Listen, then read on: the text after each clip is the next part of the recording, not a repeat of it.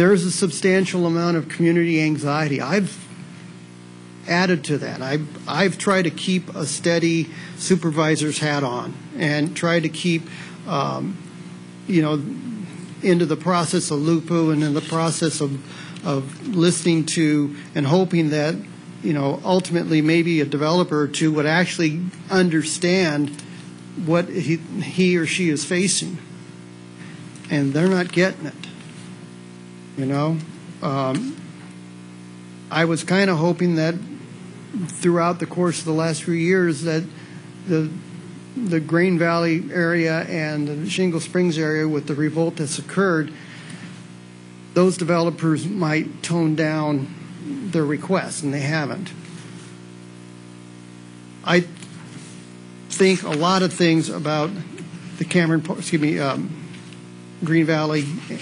So I won't shortstop what you guys have to say, but I'm going to support or make a recommendation that we direct the staff to contract the Green Valley corridor community region lines, as well as the Shingle Springs community region lines along the proposed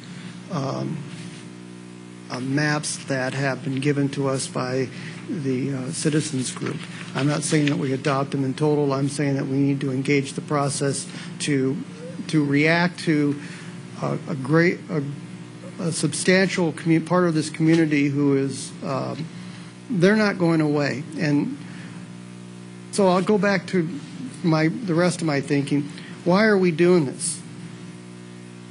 The housing that's going to occur in Shingles at Sandstino and Dixon Ranch, it has to be moderate housing, because nobody can afford the 1 acre, 2 acre parcels, because they can't afford to build the infrastructure, the developer. So there's going to be a need for 600, 700, 800 houses in order to fulfill all the improvements of infrastructures and the roads. And candidly, that's 600 or 700 houses too many. So they do have rights. I think they can build 130, 200, I'm not sure, but they have rights for a small amount, but I'm not sure that pencils out for them. Over in Green Valley, it's the same thing. I can't imagine the density that's being proposed and not having every single person in El Dorado Hills come up here and shoot us after these guys get done. So I kind of was hoping in life that the reality of the real world political reality to some people would be noticeable and there would be a relief. I was also hoping that we would have some resolution within our planning process to attack these, and neither has occurred. Yep.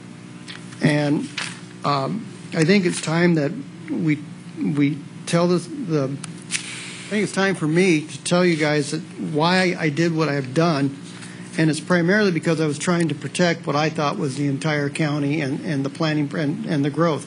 But over the last 4 or 5 years, it's not panning out how any of us thought it to be. It just isn't. So for that, Madam Chair, I'll listen to what you guys have to say, and then I'll support a motion or make a motion.